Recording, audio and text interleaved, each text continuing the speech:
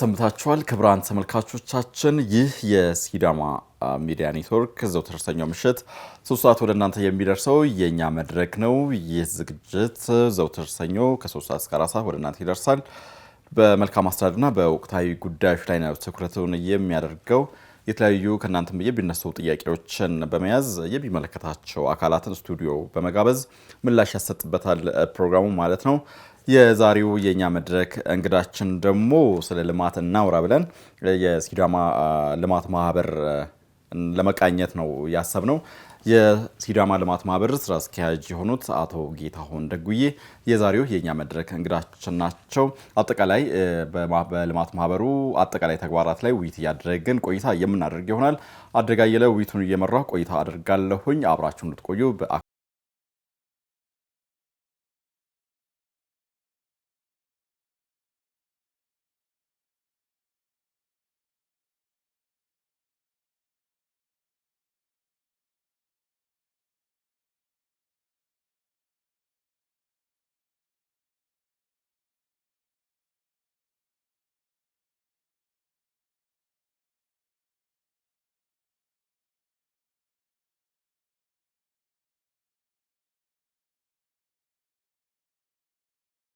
ማመሰግነው። የሲዳማ ልማት ማህበር ስራ አስኪያጅ ጌታሁን ደጉዬ የኛ መድረክ እንግዳ ሆኖ ስለተገኙ በጣም አመሰግናለሁ። እኔም አመሰግናለሁ። ውይይታችንን እንጀምራለን። በተለይ ልማት ማህበሩ ምንድነው እያከናወነ ያለው፣ ምንድነው ደካማና ጠንካራ ጎኖች የሚሉ ነገሮችን እናነሳለን። ስንጀምር ማለት ነው እስኪ ሲዳማ ልማት ማህበር ከተመሰረተ ምን ያህል አመታትን አስቆጠረ? የተመሰረተበት ዓላማ ምን ነበር ከሚለው እንጀምር። የሲዳማ ልማት ማህበር ኢትዮጵያ ውስጥ ካሉ የልማት ማህበራት እውነት ለመናገር አንጋፋው የመጀመሪያው ነው ማለት ይቻላል። ከሌሎች አሁን ትልቅ የልማት ማህበራት ቀድሞ የተመሰረተ ነው ማለት ይቻላል። በ1988 ዓመተ ምህረት ነው የተቋቋመው በ5 ግለሰቦች በወቅቱ የሲዳማ ዞን አመራሮች የቦርድ 5 የቦርድ አባላትን በመመደብ እነዛ ሰዎች እንደ ኤክስኪዩቲቭም ሆነው ወይም እንደ ስራ አስፈጻሚም ሆነው እንዲሰሩ በመመደብ ተቋሙን መስርተዋል። ከዛ በኋላ ግን በ89 ዓመተ ምህረት ሰኔ ወር ላይ ነው በወቅቱ ከደቡብ ክልል ፍትህ ቢሮ የህጋዊ እውቅና አግኝቶ ወደ ስራ ውስጥ የገባው። ስለዚህ ብዙ የልማት ማህበራት በሀገራችን ውስጥ ያሉ የልማት ማህበራት የተመሰረቱት 89 መጨረሻ ጀምሮ 90ዎቹ ውስጥ ስለነበረ የሲዳማ ልማት ማህበር ቀዳሚ ነው ማለት እንችላለን። ከዛ ባሻገር ያው ዋና ዓላማ አድርጎ የተመሰረተባቸው ጉዳዮች አሉ። ወደ 6 የሚሆኑ መሰረታዊ ዓላማዎችን ለማስፈጸም ነው የተመሰረተው። የመጀመሪያው የሲዳማን ህዝብ የሶሾ ኢኮኖሚክ ችግር በማጥናት መፍትሄ መስጠት ነው። የህዝቡን ኑሮ ማሻሻል ነው። በኢኮኖሚውም በማህበራዊ መልኩም ማለት ነው። የሁለተኛው በትምህርትና ስልጠና ላይ ክፍተቶችን እየለየ በጥናት በትምህርት በረጅም ጊዜም በአጭር ጊዜም ትምህርት ዘርፍ ላይ በመሰማራት በስልጠና የትምህርት እድሎች በመስጠት ከፍተኛ ትምህርት ተቋማት የሚገቡ ሰዎችን ኢንካሬጅ በማድረግ የአዳሪ ትምህርት ቤቶችን በመመስረት መንግስት ብዙ ጊዜ አቅዶ የማይሰራቸው ክፍተቶች ላይ በመግባት እነዛን ክፍተቶች መሙላት ነው፣ በተለይ በትምህርት ዘርፍ ማለት ነው። ሶስተኛው የአጠቃላይ የማህበራዊ ብለን የምንመድባቸው የጤና ሌሎች የማህበራዊ ጉዳዮችን በማጥናት ቅድሚያ የሚሰጣቸው ተግባራትን መፈጸም ነው። ከዛ ውጪ የሲዳማን ባህልና ቋንቋ እንዲሁም ሌሎች ከዚህ ጋር የተያያዙ ጉዳዮችን ሲዳማ ውስጥ እንዲለማ እንዲዳብር ማድረግ ነው። ይሄ ማህበር ቀደም ተብሎ የተቋቋመ ነው እንደገለጹልኝ ከሆነ ማለት ነውና የእድሜውን ያህል ስራ ሰርቷል ማለት ይቻላል ወይ? ዓላማውን አሳክቷል ወይ? ወደ ተግዳሮቶቹ እንመጣለን። ምን ተግባራትን አከናወነ? እንግዲህ የልማት ማህበሩ የተቋቋመው ቅድም እንዳልኩት 89 ዓመተ ምህረት ነው። አሁን ኦልሞስት 25-26 ዓመት አካባቢ ሆኖታል ማለት ይቻላል እና በእነዚህ ጊዜያት ውስጥ የተቋቋመለትን ዓላማ ግብ መቷል አልመታም የሚለውን ኢቫሉዌት ለማድረግ የሚያስችሉ ስራዎችን እየሰራን ነው። ነገር ግን ኦቨርኦል ስናየው ግን በህዝቡም ውስጥ በእኛም በስራው በተቋሙ ሰራተኞች ውስጥ ያለው ስሜት የተቋቋመለትን ዓላማ ሙሉ በሙሉ መቷል፣ በሚፈለገው ፍጥነት ሄዷል የሚል እምነት የለንም። ነገር ግን እንደዚህ ስንል ስራዎች አልተሰሩም፣ ልማት ማህበሩ ስራ ምንም አልሰራም፣ ምንም ኮንትሪቢዩት አላደረገም ማለት አይደለም። ተቋሙ ያለበትን እንትን ኖርማሊ አንድ ተቋም አንድ ድርጅት እንደ ሰው ልጅ ውልደት ማደግ ማቹር ማድረግ ወይም ፒክ ላይ መድረስ እንዲሁም መሞት የሚባሉ የእድገት ደረጃዎች አሉት።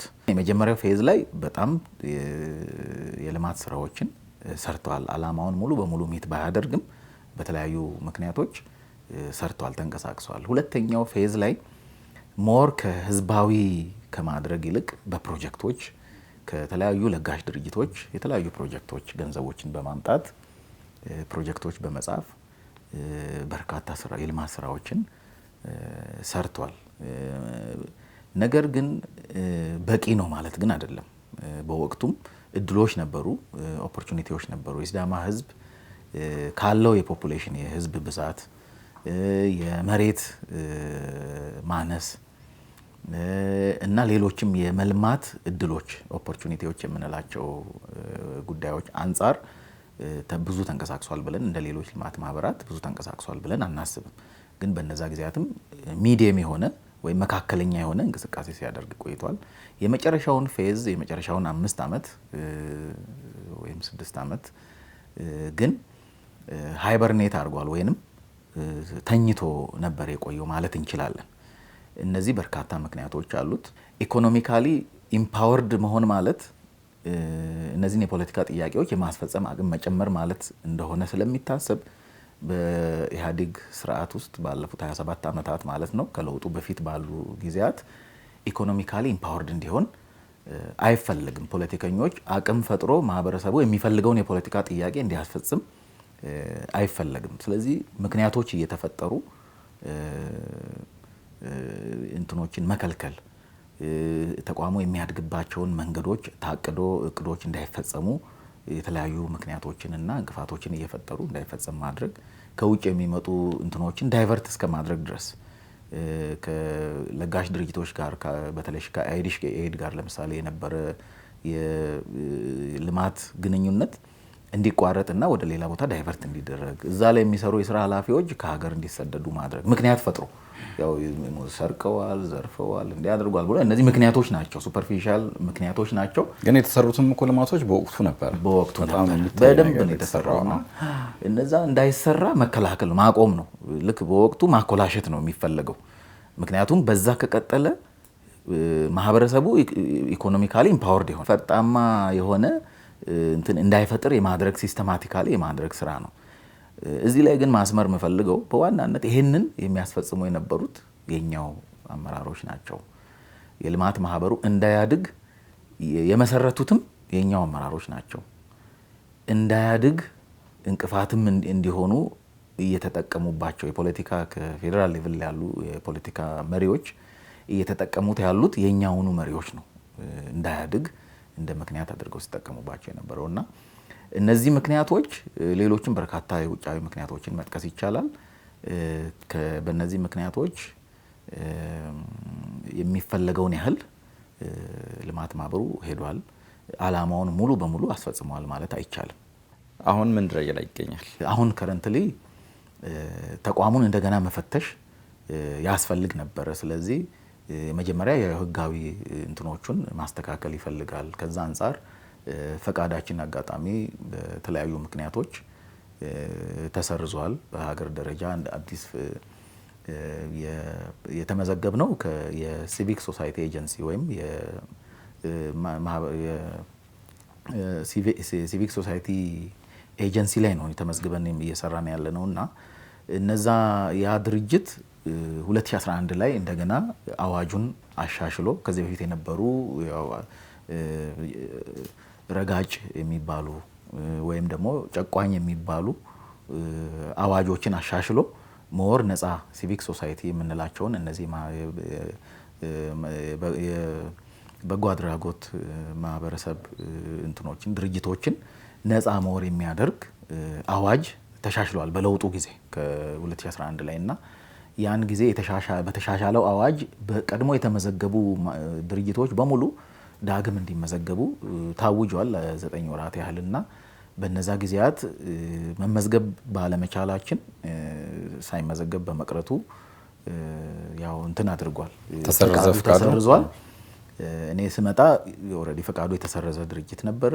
ያንን እንደገና ለማደስ ኦልሬዲ ጊዜው ስላለፈ የመመዝገቢያ ዳግም ጊዜው አልፎ ስለነበረ እንደመጣን እንግዲህ በተለያዩ የክልሉ የክልላችን ጠቅላይ አቃቤ ሕግ ጋር በመሆን የሲኤስኤ ኃላፊዎች ጋር በመነጋገር ዳግም ምዝገባ ሂደት ላይ እንዳለን የሚያሳይ ማስረጃዎች ተሰጥተውን ነው ያለ ነው ማለት ነው። ዳግም ግን አልተመዘገብንም እስካሁን ድረስ ምክንያቱም የሚኒስትሮች ምክር ቤት ቀርቦ ነው ያለው የመጨረሻ ውሳኔ ያልተመዘገቡ ተቋማት በወቅቱ በአዋጁ ጊዜ በተሰጠው ገደብ ያልተመዘገቡ ተቋማት ምን ይሆኑ የሚለውን ሪኮመንዴሽን ሲኤስኤ አዘጋጅቶ ለሚኒስትሮች ምክር ቤት አቅርቦ እዛ ቆይቷል ላለፉት ኦልሞስት አመት ማለት ይቻላል።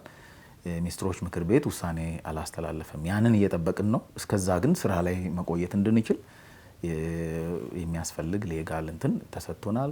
የ3 አመት እንደመጣን ያደረግናቸው አንዱ እሱ ነው። ሁለተኛው ኦዲት ማድረግ ነው። የ3 አመት ኦዲት ያልተደረገ የተከማቸ የነበረውን በውጭ ኦዲት የተቋሙን ሂሳብ ማሰራት ነው። ያንን አድርገናል። ኦዲት አስደርገናል። ያሉትን የተቋሙን ሪሶርሶች ወደ ሰብሰብ የማድረግና ህጋዊ ግራውንድ እንዲይዙ የማድረግ የተከማቸ ለምሳሌ ይርጋለም ጊዳቦ ላይ ያለን የፍልውሃ በእኛ አስተዳደር ስር ያለ አለ ያው ከ89 ከ90 ዓመተ ምህረት ጀምሮ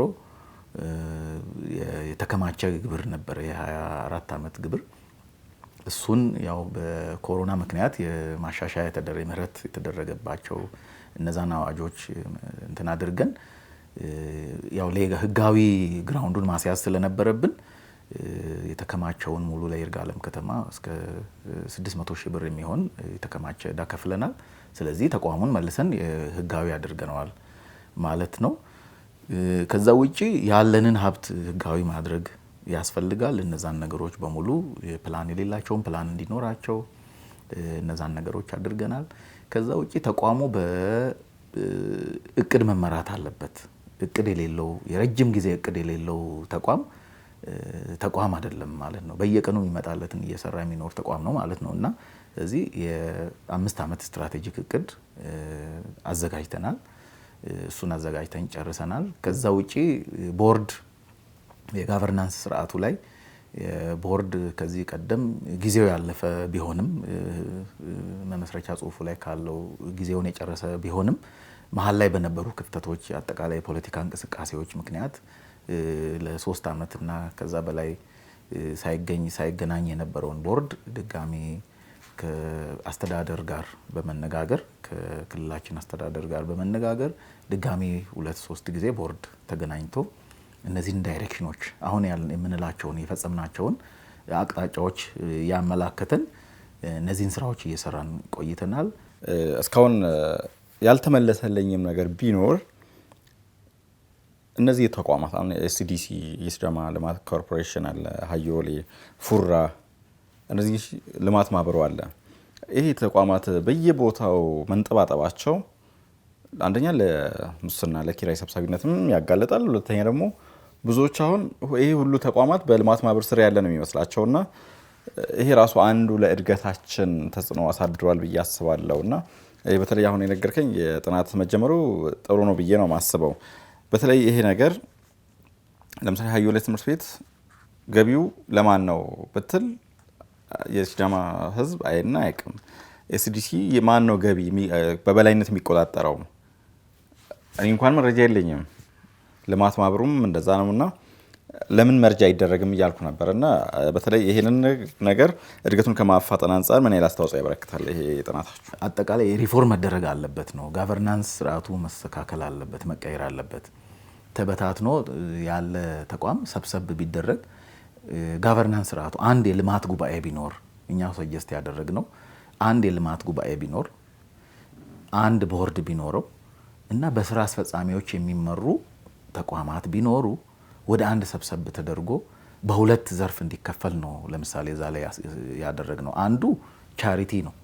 ቻሪቲ ማለት የልማት እነዚህ ከዶነሮች ገንዘብ በማምጣትና ከተለያዩ ገቢዎች እንትን በማድረግ ለህዝቡ የልማት ስራ የሚሰራ ቻሪቲ ዘርፍ ይኖረዋል። ኢንቨስትመንት ደግሞ ዘርፍ ይኖረዋል። ኢንቨስትመንት ዘርፉ ለቻሪቲው ፊድ የሚያደርግ ዘርፍ ይሆናል ማለት ነው። ከዚህ የሚገኙ ገቢዎች ሙሉ ተሰብስበው በአመት ኦዲት ተደርጎ ለልማት ለቻሪቲው ዘርፍ ፊድ የሚያደርግ የቻሪቲው ዘርፍ ደግሞ ከመንግስት ጋር ኢንላይን የ10 ዓመት የልማት እቅድ ይኖራል። እዛ ውስጥ ክፍተት ያለበት ቦታ ላይ እየገባ ቅድም ባልነው መንገድ አባላት እያደራጀ ከዶነሮች ጋር ከተለያዩ ድጋፍ ሰጪ ድርጅቶች ጋር እንትን እያለ ከዚህም የሚያገኘውን ሪሶርስ ወደ ልማት ወደ ዴቨሎፕመንት ይወስዳል። በዚህ ሳይድ ግን ያለው የኢንቨስትመንት ዊንጉ አሁን የምንላቸውን ለምሳሌ እኛ የውስጥ ገቢ ብለን የምንቆጥራቸውን በዚሁ አጋጣሚ ብዙ ጊዜ ኮንፊውዥን አለ። ኢቭን አመራሮቻችን ራሱ በሲዳማ ልማት ማህበር ስር ያሉ እንትኖች የውስጥ ገቢ ማመንጫ ተቋማት ምንድን ናቸው የሚለውን ለይቶ አያውቅም። በእኛ ልማት ማህበሩ አምብሬላስ በእኛ ስር የሚተዳደሩ በልማት ማህበሩ ስር የሚተዳደሩ የገቢ ማመንጫ ተቋማት 2 ብቻ ናቸው። አንዱ ይርጋለም ላይ የሚገኘው የጊዳቦ ፍልውሃ እና መዝናኛ ማዕከል ነው። ሁለተኛው ሐዋሳ ከተማ ላይ ያለው የጉዱማሌ ወይም አሞራ ገደል በተለምዶ የምንለው የፓርክ እና የመዝናኛ ማዕከል ነው። እነዚህ 2 ናቸው። ከዛ ውጪ ያሉት በእኛ ስር ያሉ አይደሉም። እነዛ መዘርዘር አያስፈልግም። በእኛ ግን አድሚኒስትሬሽን ስር ያሉት እነዚህ 2 ተቋማት ብቻ ናቸው። ስለዚህ እነዚህን እንትኖች ሪኦርጋናይዝ ማድረግ ይፈልጋል። እንደ ክልል ኢንቨስትመንት ዘርፉ ትልቅ የኢኮኖሚ እንትን መፍጠር እንቅስቃሴ መፍጠር የሚችል ዘርፍ ሆኖ እንዲያገለግል ነው ፕሮፖዝ ያደረግነው። አንዱ በዛ ውስጥ ያስቀመጥነው የኢኮቱሪዝም ፕሮጀክት ነው። የኢኮቱሪዝም ዘርፍ ነው። እሱ የራሱ ስራ አስፈጻሚ ኖሮት የራሱ ስራ አስኪያጅ ኖሮት አሁን ያሉትን ለምሳሌ ጊዳቦን፣ ፍልውሃን፣ የጉዱማሌን ወደፊት ደግሞ ወደ እኛ እንዲካተቱ የምንፈልጋቸውን ሌሎች ያለሙ ለምሳሌ ብላቴ ወረዳ ላይ ያለ ፍልውሃ አለ። ሐዋሳ ከተማ ላይ ያለ ቡርቂቶ የሚባለው ፍልውሃ አለ። ወንዶ ገነት ያለው ፍልውሃ አለ። እነዚህን የኢኮቱሪዝም ሳይቶች ማኔጅ የሚያደርግ ከነዚህ የሚገኘውን ገቢ ቅድም እንዳልነው ለቻሪቲው ዘርፍ ፊድ የሚያደርግ አንድ ራሱን የቻለ ዘርፍ እንዲኖር፣ ኮንስትራክሽን ላይ ራሱ አንድ ዘርፍ እንዲኖር በፊት ቅድም ባልነው በጣም አክቲቭ በሆነ እንቅስቃሴ ጊዜ ኤስዲፒ በሚባል በፕሮግራም ሌቭል በነበረ ጊዜ ጋራምባ ኮንስትራክሽን የሚባል የኮንስትራክሽን ዘርፍ ነበረ። ፈርሷል። ያ አሁን የምናየውን አሁን የግብርና ቢሮ አሁን የክልሉ ግብርና ቢሮ የሚጠቀመውን ኤስዲሲ ራሱ ያለበትን ሲቲ ሴንተርን ሌሎች በርካታ ሲዳማ አዳሪ ኢንጂነሪንግ በነበረ ጊዜ የነበሩ እንትኖችን ሙሉ ኮንስትራክሽን የሰራ መንገዶችን ሙሉ የሚሰራ የነበረ ጋራምባ ኮንስትራክሽን የሚባል ተቋም ነው። ይሄንን እንደገና አሁንም ሪቫይቭ በማድረግ የኮንስትራክሽን ዘርፍ የሚሰራ መኖር አለበት። ሌሎ እርሻ ላይም አግሮ ኢኮኖሚ ላይ በጣም ኢንቮልቭ ማድረግ አለብን። ክልላችን ውስጥ ካሉ ኢንዱስትሪ ፓርኮች ጋር ሊንኬጅ ፈጥሮ ትልቅ የቼኑ ውስጥ የማርኬት ቼኑ ውስጥ የሰፕላይ ቼኑ ውስጥ ትልቅ እንትን መፍጠር የሚችል የእርሻ ስራ የሚሰራ አንድ ዘርፍ እንዲኖር፣ ትራንስፖርት ዘርፍ ላይ መሰማራት ይኖርብናል። ለምሳሌ ክልላችን ውስጥ የትራንስፖርት ዘርፍ ላይ የተሰማሩ ከግለሰቦች ባሻገር የተደራጀ እንትን የለም። ስለዚህ በክልላችን የጭነትም ትራንስፖርት ዘርፍ ያስፈልጋል፣ የህዝብ ማመላለሻም እንደዛው ያስፈልጋል። ከከተማ ታክሲ ጀምሮ እዛ ዘርፍ ላይም ተሰማርቶ ይህን ስራ የሎጂስቲክስ ስራና የትራንዚትም ስራ ጭምር የሚሰራ አንድ ይህንን ዘርፍ የሚይዝ ዘርፍ እንዲቋቋም ሰጀስት ያደርጋል። ያ ከዛ ውጪ የተለያዩ የኢምፖርት ኤክስፖርት ላይ የሚሰራ አንድ ዘርፍ እንዲኖር ጠቅላላ ንግድ ተብሎ ልክ አሁን ወንዶ ኩባንያ ብለን እንደምንለው ጠቅላላ ንግድ ላይ ኢንጌጅ ያደረገ አንድ ደግሞ ዘርፍ ሊኖረን ይገባል። ስለዚህ እነዚህን የያዙ ኢንቨስትመንት ዘርፎችን ሰጀስት አድርገናል። እነዚህ ላይ ኦልሬዲ ያሉ ሪሶርሶች ናቸው። አዲስ ሪሶርስ አያስፈልገውም። ያሉትን ሪኦርጋናይዝ ማድረግ ነው። ለምሳሌ አግሪካልቸር ላይ ኢንጌጅ ስናደርግ ኤስዲሲ ጋር ያለ እርሻ አለ።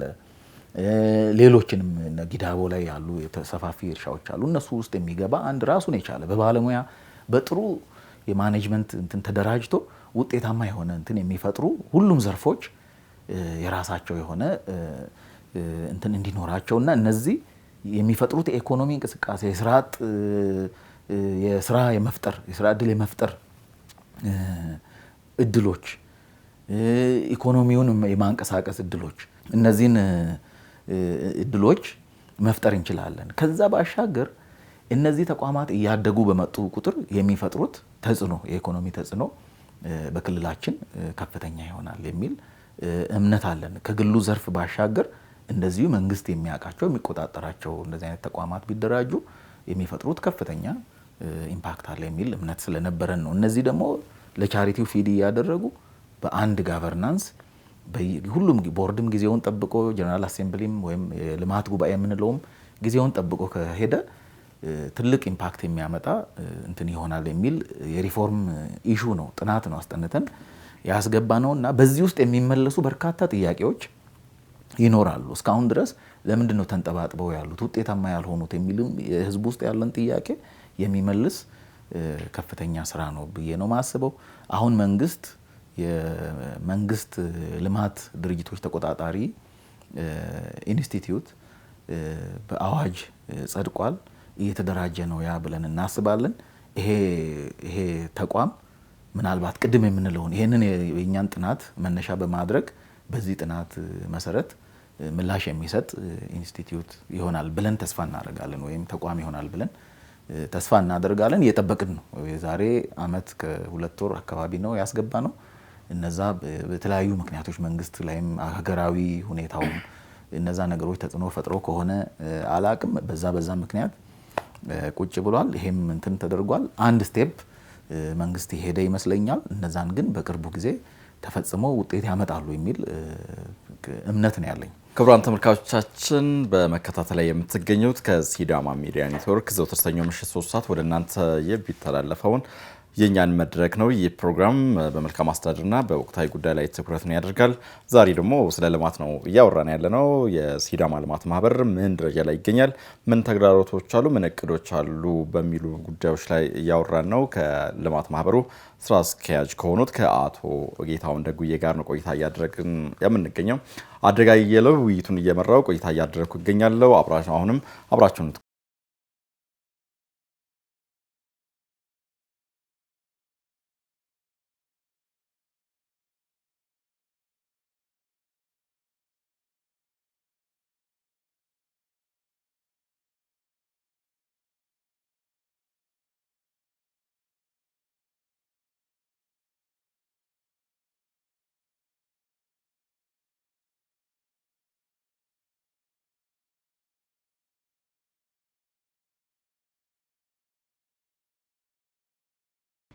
መልካም ቆይታ እያደረግን ነው የምንገኘው። እስኪ በተለይ ማህበሩ ማለት ነው ቅድም ጠቃቅሰውልኛል።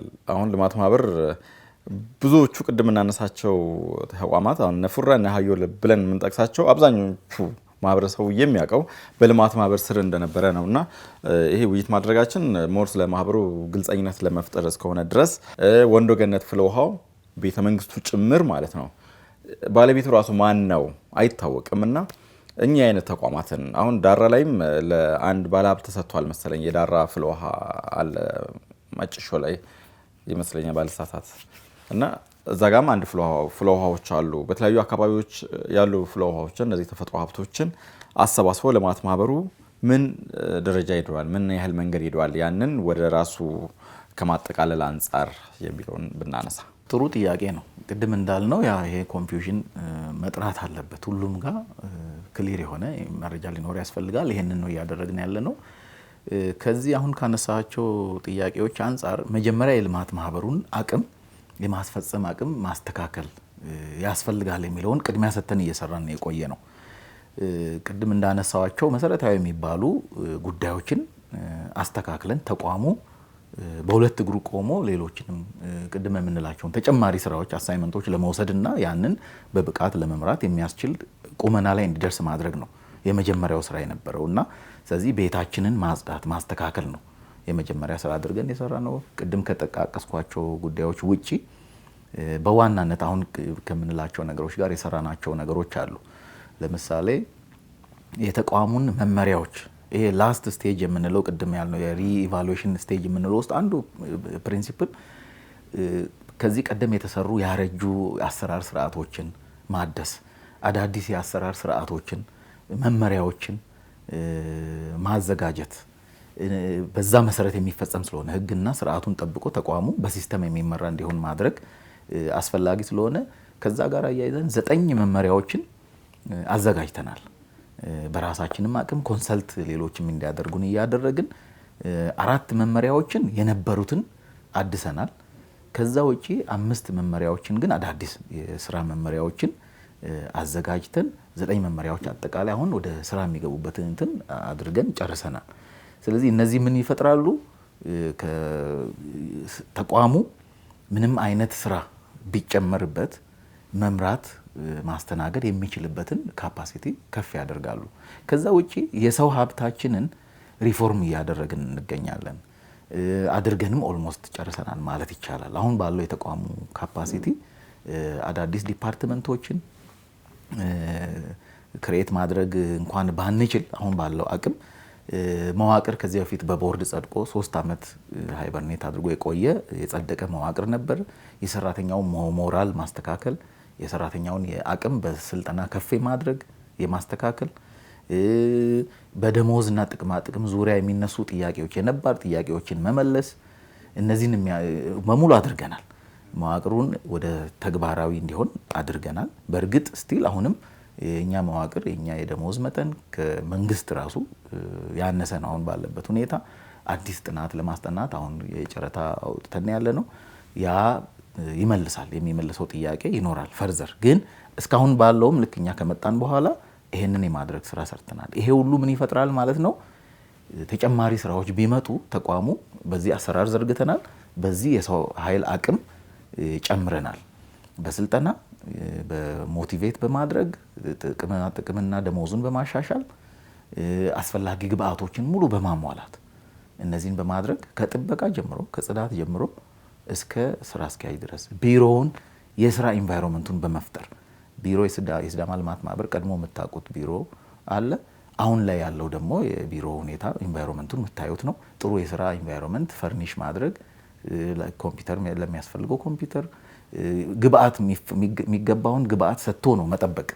ስለዚህ እነዛን ነገሮች አድርገናል። ግን ያንንም የሚተቹ አሉ። ሪፎርሙን ቢሮ ማስተካከል ግቢውን ማሳመርን ሶሻል ሚዲያዎች ላይ ያለውና ይሄን ሰው ምንድነው የሚሉት? ያው ትችት ምንም ችግር የለውም። እኔ ትችቶችን በፖዚቲቭ እንትን ወስዳለሁ። አሁን ቢሮ ቀለም ቀብቶ እንዲያድርጎ የሚባሉ ነገሮች አሉ። እነዚህ አሁን እነዚህን ለቅመን እነዚህ ትንንሽ ነገሮች ለቃቅመን እንትናችን ውስጥ መንከት ከሆነ ስራችን ከመንገዳችን እንወጣለን። ዋና ትኩረት ማድረግ ያለብን የምንሰራው ነገር ትክክል ነው ወይ፣ መንገዳችን ላይ ነን ያለነው ወይ የሚለውን ላይ ነው ትኩረት ማድረግ እንጂ አሁን እንደዚህ ጥቃቅን ትችቶች ቀለም ቀብተው እንዲያድርገው ምናምን ህዝቡ ተርቦ እነሱ ቢሮ ያሳመሩ የሚሉት የሚያነሱ እንትኖች ሊኖሩ ይችላሉ። አንዳንዶችንም አያለው። እኔ ብዙ ትኩረት ለነዛ መስጠት ብዙ አልፈልግም። ሞር ስራዬ ላይ ነው ማተኮር የምፈልገው። ብዙ ጊዜንም እዛ ላይ ነው ማጠፋውና ያንን ማስተካከል ግን ስራው ላይ ኢምፓክት የሚፈጥር ነው፣ ገጽታ የሚያስተካክል ነው። በርካታ ጥቅሞች አሉት። ምክንያቱም የሰው ልጅ ነው ስራ የሚሰራው፣ የሰው ማይንድ ነው ስራ የሚሰራው እንጂ ራሱ ስራ ራሱን ረን የሚያደርግ የለም ሮቦት ካልሆነ በስተቀር። አሁን ዓለም አቀፍ እና አሜሪካ የደረሱባቸው የቴክኖሎጂ እንትኖች የመኪና ማምረቻዎች አሁን አብዛኛው በሮቦቲክ እንትን የሚሰሩ ሊኖሩ ይችላሉ። ማሽን ነው ሁለት ሰው፣ እሱንም ቢሆን ሮቦቱን ረን የሚያደርገው ሰው ነው። ስለዚህ የሰው ልጅ ላይ የሚሰራ ስራ ሙሉ ተቋማዊ ውጤት ላይም ትልቅ ኢምፓክት አለው። ስለዚህ ሰው የሚሰራበትን ኢንቫይሮንመንት ማስተካከል፣ ንጹህ ማድረግ፣ ቦታውን የስራ ቦታውን ወዶ ለረጅም ሰዓት ቁጭ ብሎ የሚሰራበትን ንጹህ ኢንቫይሮንመንት መፍጠር ትልቅ ፕራዮሪቲ ነው። እኔ ክቡር ጠቅላይ ሚኒስትራችንን በጣም አፕሪሼት ማድረገው እንደዚህ አይነት ሪፎርሞችን አድርገዋል። ይሄ ትልቅ ኢምፓክት አለው። እኔ አሁን ማታ፣ ቀን፣ ጠዋት ምንም ሰዓት ላይ ቢሮዬ ስራዬን ብሰራ አይሰለቸኝም። ምክንያቱም ንጹህ ኢንቫይሮንመንት ፈጥር ያለው ብሄድ እዛ የሚሰለቸኝ ኢንቫይሮንመንት እንዳይኖር አድርግ ያለው። ስለዚህ ረጅም ሰዓት የመስራት እንትኔን ጨምር ያለው በዛ። ከዛ ያለፈ ግን ቆሻሻና የተለያዩ እንትኖች ያሉበት እንትን ከሆነ ብዙ ሰዓት የመቆየት ሰራተኛውም ሌላውም ውጤታማነት ላይ ራሱ ትልቅ ኢምፓክት አለው። ሌላም ሳይንሳዊ ትንታኔ ይኖረዋል። ዞሮ ዞሮ ለዛ ነው እንደዛ ያደረግነውና እኝን አድርገን የሰው ኃይላችንን ያለንን ሀብት ሌጋላይዝ አድርገናል። የሰው ሀብታችንን በዚህ ደረጃ ኢኩዊፕ አድርገናል። የሚቀር ነገር እንዳለ ሆኖ አሰራር ሲስተሞችን ደግሞ ሙሉ በሙሉ አስተካክለናል። የረጅም ጊዜ እቅድ ሰርተናል ከመንግስት ከሚመለከታቸው አካላት ጋር በመሆን በጋራ ማለት ነው። ስለዚህ እነዚህ ሶስቱ ነገሮች አሰራር፣ የሰው ኃይልና ሀብት ተደምረው የሚያመጡት ኢምፓክት ነው አሁን እያየን ያለ ነው። እንደ ልማት ማህበር በርካታ ስራዎችን ሰርተናል። እነዛን መዘርዘር አያስፈልግም። ነገር ግን አላማውን ሚት ወደ ማድረጉ እየወሰድን ያለ ነው አሁን ማለት ነው። ለምሳሌ ትምህርት ላይ ምን ሰራን? 62 ተማሪዎች መጠነኛ ድጋፍም ቢሆን አድርገን አብሮነታችንን ገልጸናል። ከሶስተኛ ዲግሪ ከመጀመሪያ ዲግሪ እስከ ሶስተኛ ዲግሪ ያሉ ተማሪዎች ድጋፍ አድርገናል። ትምህርት ላይ አሁን በባዛር አዘጋጅተን ባገኘነው ገቢ ሻፋሞ ወረዳ ላይ አንድ ትምህርት ቤት ለመገንባት እንትኑ ሬዲ አድርገን ከክልሉ ኮንስትራክሽን ቢሮ በትምህርት ቢሮ በኩል ስታንዳርዱን እንዲሰጡን 2-3 ጊዜ ደብዳቤ ጽፈናል። እሱን እየጠበቅን ነው። ያን ትምህርት ቤት ለመስራት ስታንድ ባይ ነን። ፕሮጀክቶች ማግኘት ጀምረናል። አሁን ከኮሪያ መንግስት ባገኘነው ድጋፍ የቦና ወረዳ ላይ ያለ አንድ ሙራጎ የሚባል ወንዝ ላይ ጅረት ላይ አዲስ ቴክኖሎጂ ነው፣ ፓይለት ፕሮጀክት ነው። ኢትዮጵያ ውስጥ የመጀመሪያው ቴክኖሎጂ ነው። ያ በወራጅ ውሃ ኃይል የማመንጨት ፕሮጀክት ነው። የበፊቱ ፏፏቴ ይፈልጋል። የበፊቱ ቴክኖሎጂ ኦልድ ቴክኖሎጂ የምንላቸው ኢትዮጵያ አርቢጎና ላይ የነበረው እንደዛ አይነት ማለት ነው። አርቢጎና ላይ የሆነ መብራት ነበር። አርቢጎና ላይ የነበረው ፏፏቴ የሚፈልግ የበፊቱ ቴክኖሎጂ ነው። ኦልሬዲ ስራ ላይ አይደለም ያለው፣ እሱ ፌል አድርጓል። ይሄኛው ግን አዲሱ ቴክኖሎጂ ፍሎዊንግ ወተር ነው የሚፈልገው፣ የሚሄድ ውሃ እንጂ እንደ ፏፏቴ ውሃ አይፈልግም ቴክኖሎጂ። ስለዚህ የትኛውም ቦታ ላይ አነስተኛ መጠነኛ የውሃ የሚሄድ ውሃ ያለበት አካባቢ የተቀመጠ ኃይል ማመንጨት የሚችልበትን እድል የሚፈጥር ቴክኖሎጂ ነው። ይሄ ከተሳካ እዚሁ ክልላችን ውስጥ ስኬል አፕ የምናደርግበትን አግሪመንት ገብተን አሁን የሲቪል ወርክ ከክልሉ ውሃ እና ኢነርጂ ቢሮ ጋር ከክልሉ ህብረት ስራ ቢሮ ጋር በመሆን ኤምኦዩ ተፈራርመን አሁን የሲቪል ወርኩ ተጀምሯል። ማህበረሰቡንም የሚያሳትፍ የሲቪል ወርክ የሚባለው እንትኑ ቦታውን ለእንትኑ ማመቻቸት ጀምረናል። ህብረት ስራን ኢንጌጅ ያደረግነው የስራ እድል ይፈጥራል። ያ በራሱ ኃይል እናመነጫለን፣ ለህብረት ስራ ነው የምናስረክበው። ለህብረት ስራ የተደራጁ ማህበራት ይኖራሉ፣ ወጣቶች። ስለዚህ ለእነሱ ነው የምናስረክበው። እነሱ ናቸው የሚቆጣጠሩት። የመብራት ክፍያ ኮሌክት አድርገው ሜንቴን እያደረጉ ያንን ማኔጅ የሚያደርጉ። በዚህም በኩል የስራ እድልም የሚፈጥር ነው። እስኪ አሞራ ገደል በእናንተ ስር ነው ያለውና በአሞራ ገደል ምንድነው የታቀደው? እንደ ድሮ ይሄ ጫት መቃሚያ ሆኖ ይቀጥላል ወይ? ምክንያቱም ሀብቶቻችንን እጃችን ላይ ይዘን ነው ተኝተን ያለ ነውና በልማት ማህበር በኩል ምንድነው የታቀደው እቅድ? እንግዲህ እንደ ረጅም ጊዜ እቅድ አለን። ዛሬ ሰርተን ዛሬ እና ነገ በየቀኑ የሚመጡ ነገሮችን የሰራን መቀጠል አንፈልግም። የረጅም ጊዜ የሲዳማ ልማት ማህበር የዛሬ 20 ዓመት 30 ዓመት ምን መምሰል አለበት? የሲዳማ ልማት ማህበር መልክ ደግሞ የሲዳማ ህዝብ ላይ ምን ተጽዕኖ መፍጠር አለበት? በኢኮኖሚው ቅድም ባልነው በተመሰረተበት አላማ ልክ ምን መልክ መፍጠር አለበት የሚል ነገር እናስባለን። ከዚህ አንጻር ቅድም ካልናቸው መሰረታዊ ነገሮች ውስጥ አንዱ ያለንን ሀብት ፕሮፐርሊ መጠቀም ነው። አንድ የዛሬ ዓመት እንደዛው ተመሳሳይ ለክልላችን ፕሬዝዳንት ፕሮፖዝ ያደረግነው ሀሳብ የሐዋሳ ከተማ የታቦር ተራራ እና ጉዱማሌ ፓርክን አንድ ላይ አገናኝቶ የሚሰራ ትልቅ የኢኮቱሪዝም ፕሮጀክት ሀገራዊ ፕሮጀክት እንዲሆን መነሻ የሚሆን እንትን ዶክመንት ለክልላችን ፕሬዝዳንት አምና 2012 መጀመሪያ ላይ አቅርበናል። መነሻ የሚሆን ሀሳብ ምክንያቱም በሀገር ደረጃ ክቡር ጠቅላይ ሚኒስትራችን እየሰሩ ያሉት የኢኮ ቱሪዝም ፕሮጀክቶች አሉ። ቱሪዝም ደግሞ እንደ አንድ የኢኮኖሚ ትልቅ ዘርፍ ተደርጎ ነው አሁን ኮንሲደር የተደረገው። በ10 ዓመቱ የልማት እቅድ ላይም እንደዛው ትልቅ ገቢ ያስገኛል፣ ትልቅ ኢምፓክትም ይፈጥራል ተብሎ የሚታሰብ የዘርፍ ነው። ስለዚህ ኢኮ ቱሪዝም ላይ ስለሆነ ሁለቱም የኛ ተቋማት የጊዳቦም የጉዱማሌውም ኢኮ ቱሪዝም ፕሮጀክቶች ናቸው ባይ ዲፎልት ማለት ነው በአጋጣሚ ሆነውና ስለዚህ የጉዱማሌውን ቦታ ከታቦር ተራራ ፕሮጀክት ጋር አንድ ላይ ተደርጎ ታላቁ የሐዋሳ ኢኮ ቱሪዝም ፕሮጀክት ተብሎ ጠቅላይ ሚኒስትሩ በጨርጨር ኮይሻ የጀመሩት ፕሮጀክት 3 ፕሮጀክቶች አሉ፣ ሀገራዊ ፕሮጀክቶች። 4ኛ ተደርጎ ይሄ ኮንሲደር እንዲደረግ የክልሉ መንግስት ኃላፊነቱን ወስዶ ቴክኒካል ድጋፍ ከፌዴራል መንግስት እንዲያገኝ ሪሶርስ በዚህ ሞቢላይዝ እንዲያደርግ ካልሆነ ደግሞ በፒፒፒ የሚባል አፕሮች አለ፣ ፐብሊክ ፕራይቬት ፓርትነርሺፕ የሚባል አፕሮች አለ። ልክ አሁን እንጦጦ ላይ የተሰራው እንትን ግለሰቦች እዛ ኢንቨስት አድርገዋል፣ ሊዝ አድርገዋል። መንግስት መሰረተ ልማት አሟልቷል፣ ግለሰቦች ግን ኢንቨስት አድርገውበታል። መንግስት የሚያገኘው ገቢ አለ፣ በዚህ የተፈጠረ የስራ እድል አለ። ያን ሞዴል መጠቀም ይቻላል። መንግስት ብቻውን ኢንቨስት ሊያደርግ አይችልም።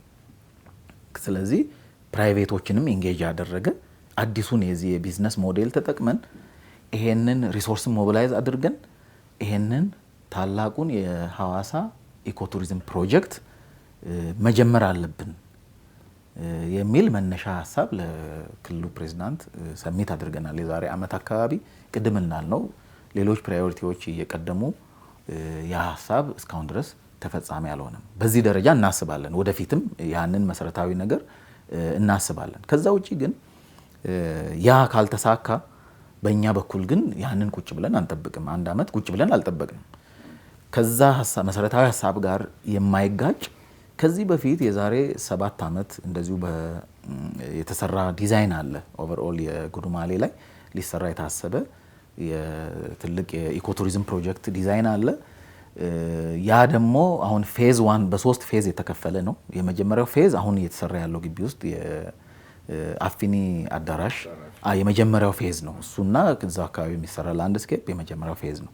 2ኛ ፌዝ እና 3ኛ ፌዝ ሙሉ ግቢ ውስጥ ብዙ በርካታ አገልግሎቶች የሚሰጡ ከማደሪያ ጀምሮ የስፖርቲንግ አክቲቪቲዎች፣ ቦቲንግ አክቲቪቲዎች፣ ሌሎችም እንደዛው የላንድስኬፕ ስራዎች የሚሰሩበት ፕሮጀክት ነበረ። ኦልሬዲ የመጀመሪያው ፌዝ አሁን ወደ 8 ዓመት እንደዛ የሆነው ይመስለኛል። አዳራሹ ገና ሳይሰራ በ2 ዓመት ይጠናቀቃል የተባለው አሁን ኦልሬዲ 7-8 ዓመት ሆኖታል። ስለዚህ አሁን ደግሞ ጊዜውም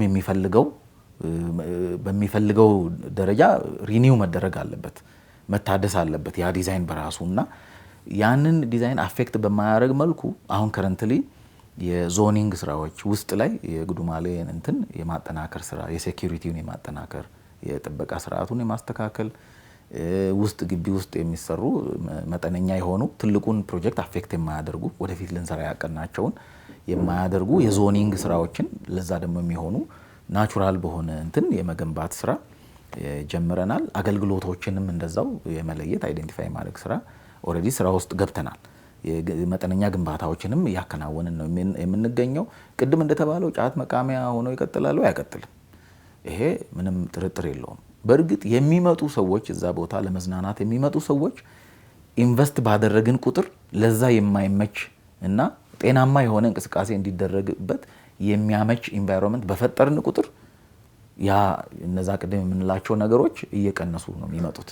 ስለዚህ ፕላናችን እኛ ኢን ዘ ሎንግ ረን እንደዚህ አይነት ነገሮች የሚፈጠሩበት ሳይሆን ከሞራልም አንጻር ተቋሙንም ኢሜጅ ከማስተካከል አንጻር የሚመጥንም አገልግሎት ሐዋሳ የሚመጣ ሰው አሞራ ገደልን ሳይረግጥ ስለማይሄድ የሚመጥን ከየትም አካባቢ የሚመጡ የሎካልም ኢንተርናሽናልም ጎብኚዎችን የሚመጥን ደረጃውን የጠበቀ የመስራት ሀሳብ አለን።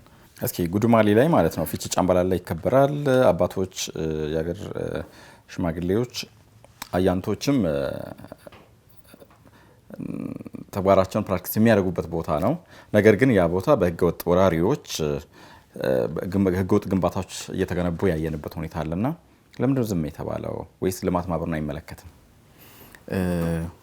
ጥሩ ጥያቄ ነው። ይሄ እኛም ኮንሰርን ነው እንደ ልማት ማህበር። ምክንያቱም ያ ቦታ በልማት ማህበሩ ስም ነው ተመዝግቦ ያለው፣ ፕላንም ያለው የቦታው ፕላን ማለት ነው። በእርግጥ የአፊኒን አዳራሽ ፈንድ እያደረገ ያለው መንግስት ነው።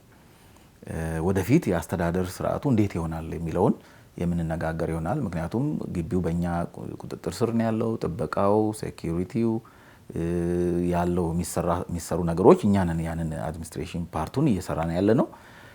መንግስት እዛ ቦታ ላይ ኢንቨስት እያደረገ ነው። ይሄም ተቋም የህዝብ ነው። ያው መንግስትም የሚሰራው ለህዝብ ስለሆነ ዞሮ ዞሮ አስተዳደራዊ ጉዳዮች ላይ የምንነጋገራቸው ነገሮች እንዳለ ሆነው እኛ እንደ ተቋም እዛ ውስጥ የሰፈሩ ግለሰቦችን የማስወጣት እንትኑ የለንም፣ ማንዴቱ የለንም። በእርግጥ ተቋም ውስጥ ነው። ተቋም ውስጥ እዛ ግቢ ውስጥ የቆዩ ሰዎች ናቸው። በተለይ ሽማግሌው እዛ ያሉት አሁን ጋሽ ሌላሞ ይባላሉ ስማቸው። ቀድሞ ያ ጉዱማሌ ከመታጠሩ በፊት ጀምሮ ከኃይለ ሥላሴ ጊዜ ጀምሮ እዛ እንደ ጥበቃ ሆነው ተቀጥረው አሁን በውሃ የተዋጠ ቤት አለ። በሱ ጥበቃ በሆኑበት እዛው ቤት ሰርተው መኖር እንደጀመሩ ይሄ ኮምፓውንድ ሲደረግ እሳቸው ብቻ እንደነበሩ ያ ቤት ብቻ እንደነበረ ያው እኛም ራሳችን እሳቸውን ሄደን ጠይቀን ያገኘነው መረጃ አለ። ከዛ ባሻገር ግን የቤት ብዛት እየጨመረ መጥቷል። እሳቸው እዛ ነዋሪ ናቸው ተብሎ ነው ኮንሲደር የተደረገው። ስለዚህ ህጋዊ ናቸው ብለን ነው የምናስበው። ከዛ ውጪ ግን ከዛ በኋላ የተጨመሩ በርካታ ቤቶች አሉ። እኛ ስንመጣ 4 ቤቶች ነበሩ እዛ ግቢ ውስጥ የነበሩት። አሁን ከ9-10 በላይ ቤቶች ህገወጥ ቤቶች ተገንብተዋል። እና እነዚህን ቤቶች እንደመጣን የመጀመሪያ ጥያቄ አቶ ጥራቱ ከንቲባ የነበሩ ጊዜ በደብዳቤ አመልክተናል። ያመለከትነው መነሻችን ያደረግነው የፊቼ ጨምበላላ በዓል በዩኔስኮ ተመዝግቧል።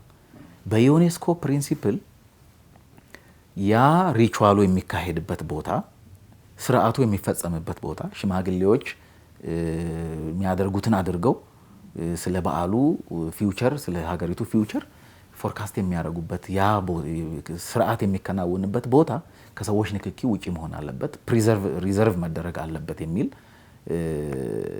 ህግ እንዳለ እንትን አግኝተናል። ስለዚህ ቦታው ደግሞ አሁን እነዚህ ቤቶች የተሰሩት እዛ ቦታ ላይ ነው።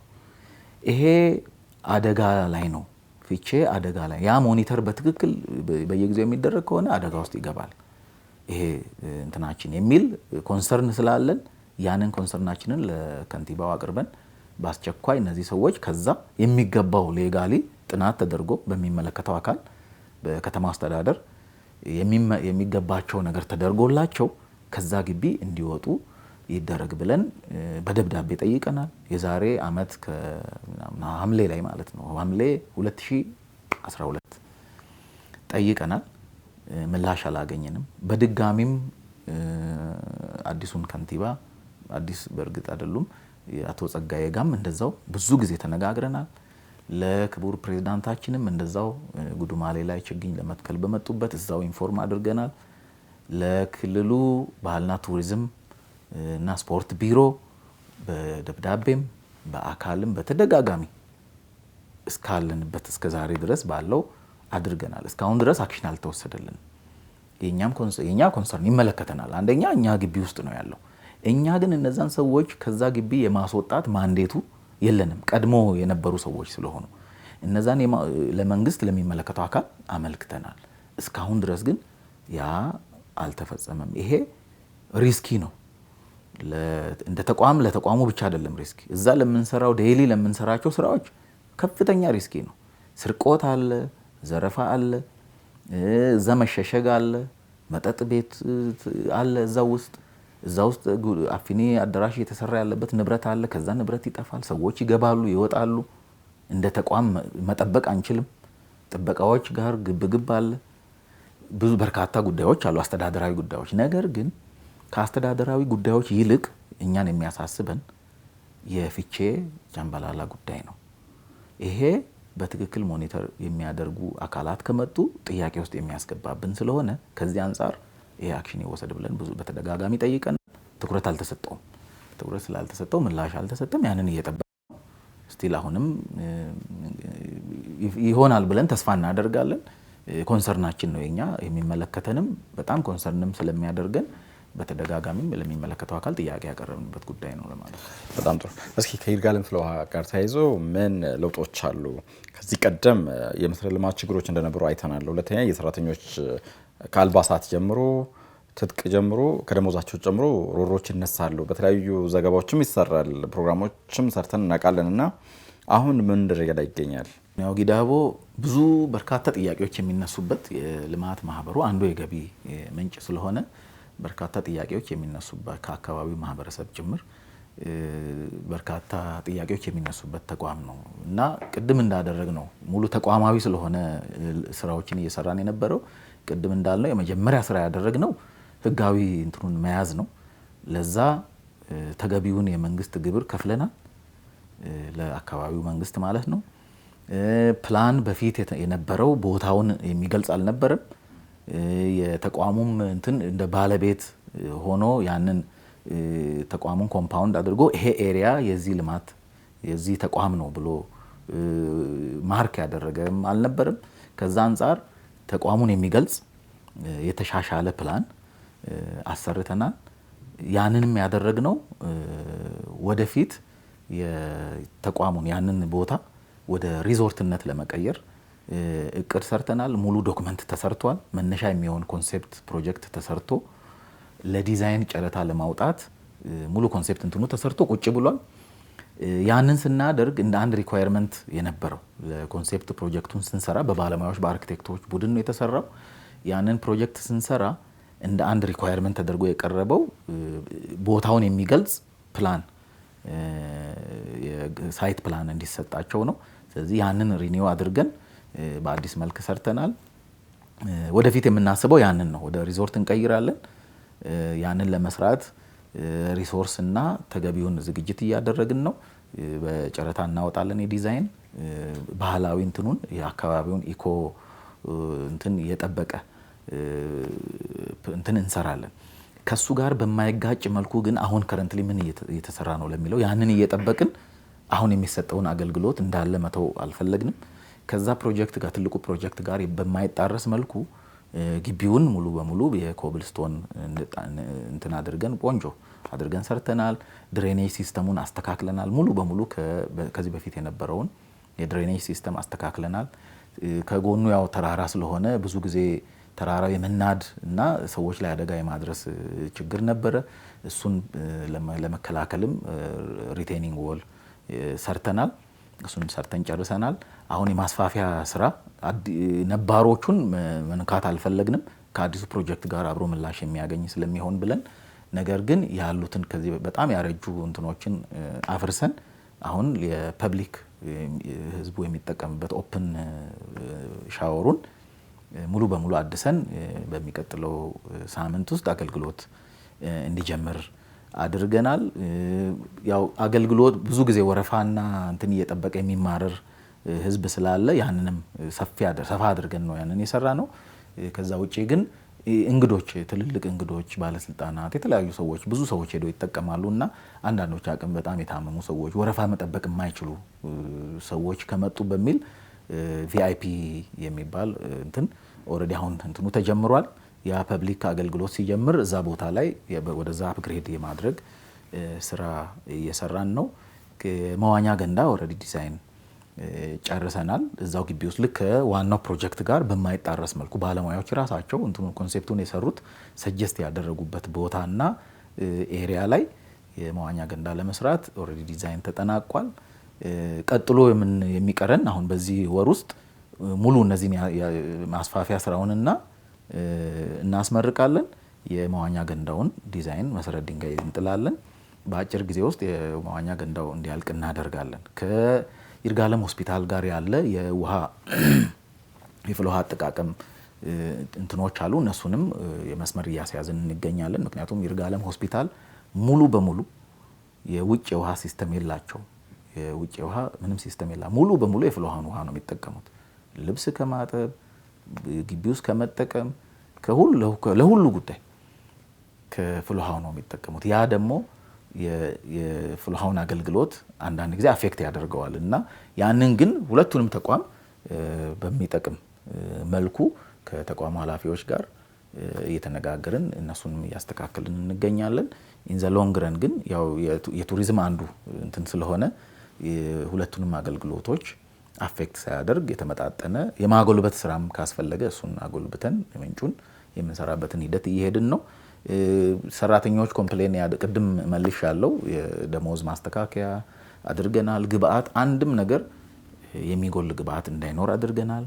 የገቢ ወጪ ስርዓቱን ሙሉ በሙሉ ቀይረናል፣ አስተካክለናል። አሁን እንደ በፊቱ የገቢ ላይ ሰዎች ኮምፕሌን የሚያደርጓቸው ሴንሲቲቭ ቦታዎች ናቸው። ገንዘብ ይሰረቃል የሚሉ ነገሮች አሉ። ኤኒዌይ በአሰራር ነው ያው ማስተካከል የሚቻለው። ሙሉ በሙሉ አሰራሩን ቀይረን አሁን ዴይሊ ባንክ ኮሌክት የተደረገ ባንክ የሚገባበትን ስርዓት፣ ኦዲት የሚደረግበትን ስርዓት ዘርግተን ከመጣን ጀምሮ እሱ አካባቢ ምንም አይነት ችግር የለም።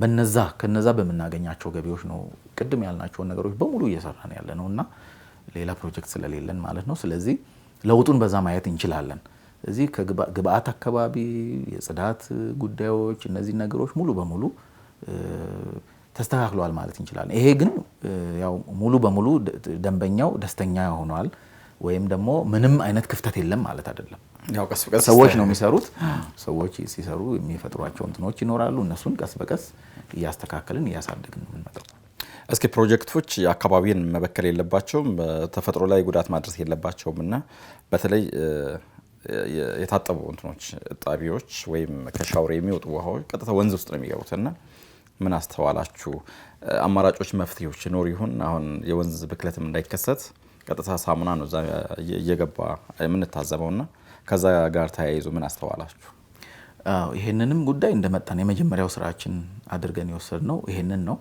ከክልላችን የአካባቢ ጥበቃ ደንና አካባቢ ጥበቃ ባለስልጣን ባለሙያዎች ሄዶ ቪዚት እንዲያደርጉ አድርገናል።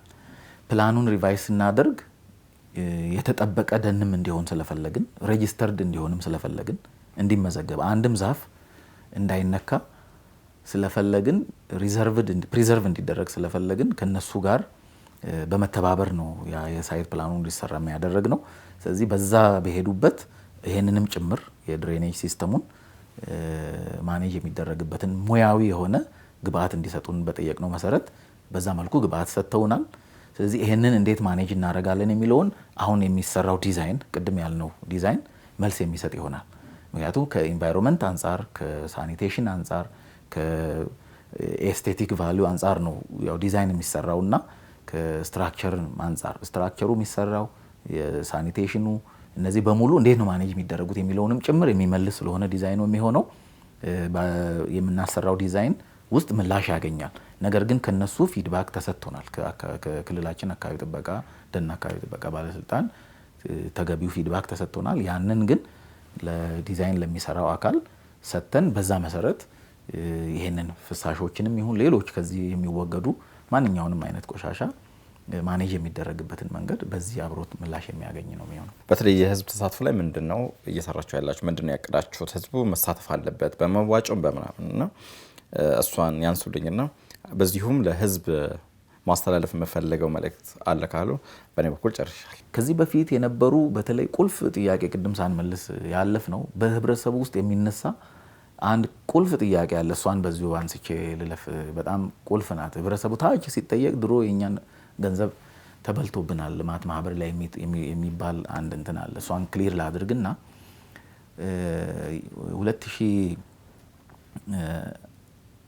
2096 ዓመተ ምህረት ላይ ይመስለኛል ባለሳሳት ዓመተ ምህረቱን አጠቃላይ ቴሌቶን ተዘጋጅቶ ሲቪል ሰርቫንቱ ደግሞ ከደሞዙ መዋጮ እንዲያደርግ እንቅስቃሴ ተደረገ። ቴሌቶኑ በተለያየ ምክንያት ተቋረጠ። ያው ቅድም ባልናቸው የፖለቲካ ጣልቃ ገብነቶች ተቋረጠ። የህዝቡ ጋር ደግሞ ደሞዙን እንዲያዋጣ ሞቢላይዝ ተደረገ። ደሞዙን የተወሰነ ያህል ጊዜ አዋጣና እሱም ተቋረጠ። 3 ወር ይመስለኛል ባልሳሳት እስከ 3 ወር እንደዛ አካባቢ የተወሰኑ ወረዳዎች በወቅቱ የነበሩ የወረዳዎች ቁጥር አሁን እንዳለው አልነበረም። ከነዛ ወረዳዎች እንዲዋጣ ተደረገ።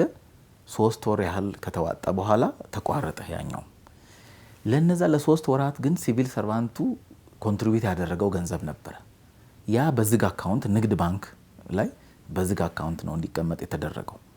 የገንዘቡ መጠን 3.5 ሚሊዮን ነው። 3,515,000 ብር ነው አካውንቱ ላይ የገባው። ያዋጣው ህዝቡ ምን ያህል ነው የሚለውን ኦዲት አላስደረግንም። ኦልሬዲ ከ10 ዓመት በላይ ሆኗል። ህጋዊ ግራውንድ የለንም ኦዲት ለማስደረግና ለማስጠየቅ። ደረሰኞች ለየወረዳው ዲስትሪቢዩት ተደርጎ ማን ተረከበ እነዛን ደረሰኞች፣ ምን ያህል ገንዘብ በዛ ኮሌክት ተደረገ የሚለው ኦዲት አልተደረገም። እኔ በምመጣ ጊዜ 15 ዓመት በላይ ሆኖታል ያ ገንዘብ ያ መዋጮ ከተደረገ። ስለዚህ ወደ ኋላ ሄደን ያንን ኦዲት ለማድረግ አልቻልንም።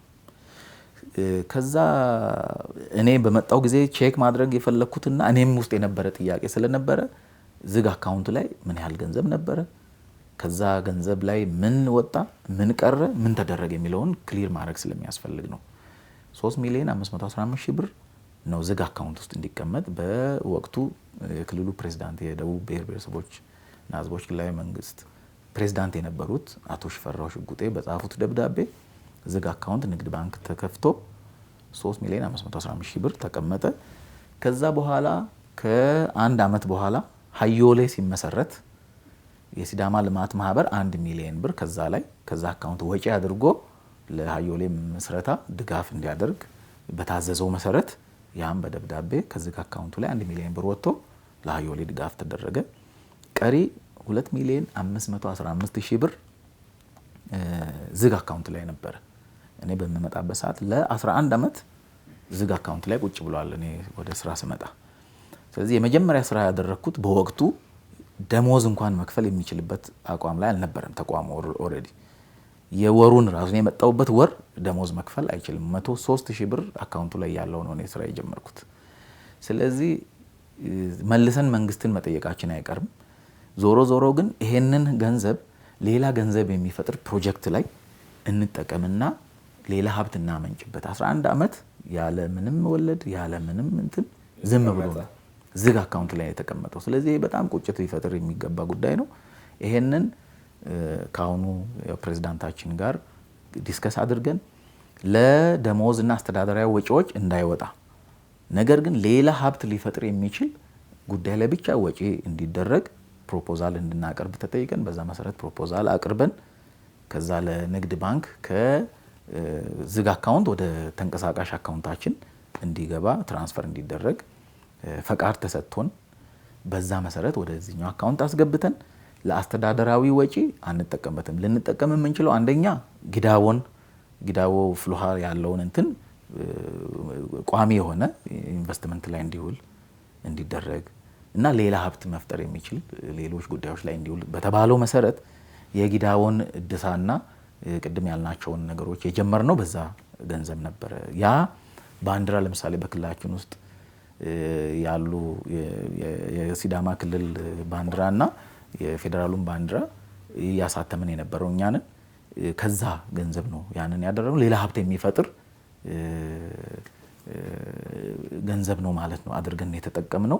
ያ በራሱ ሌላ ገንዘብ ሌላ እንትን ፈጥሮ አሁን ያለበት ሁኔታ ደርሷል። ከረንትሊ 103,000 ብር ነው አካውንታችን ላይ የነበረው። አሁን በዚህ ሰዓት እስከ 4 ሚሊዮን ብር 4.1 ሚሊዮን ብር አካውንታችን ላይ ይገኛል ማለት ነው። ስለዚህ ያ ገንዘብ የፈጠረው ከዴይሊ ኮሌክት ከምናደርጋቸው እና እየሰራን ከምንገኛቸው ፕሮጀክት ባሻገር ያ የፈጠረው ገንዘብ ነው። ይሄ ነው ያለው። ይሄ በኦዲት 2020 ላይ እኔ ከመጣው በኋላም 2020 ላይ ኦዲት ተደርጓል።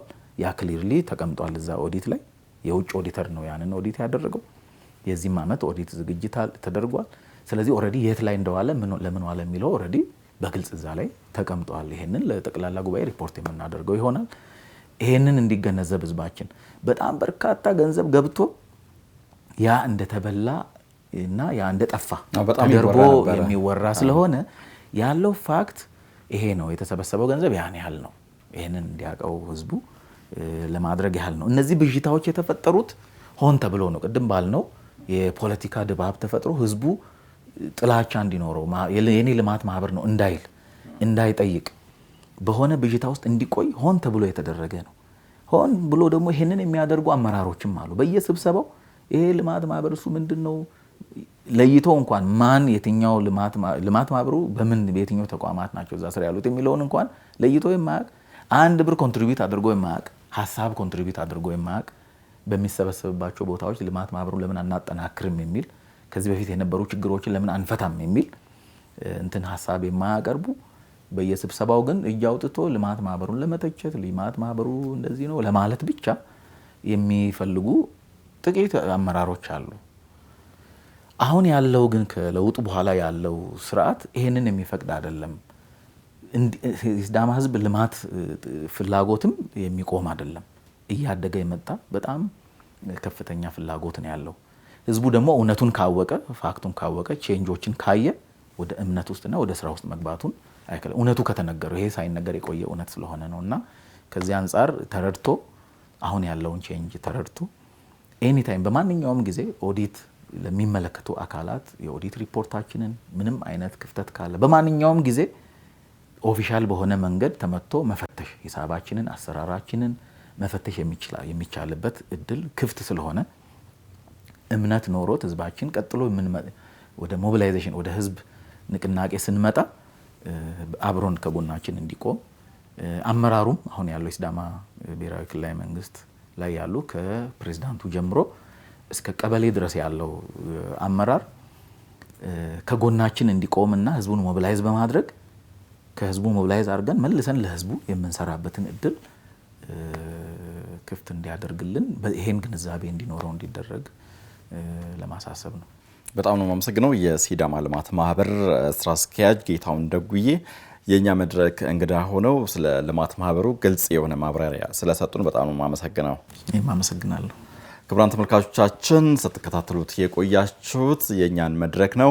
ከሲዳማ ሚዲያ ኔትወርክ ዘወትር ሰኞ ምሽት 3 ሰዓት ወደ እናንተ ይተላለፋል።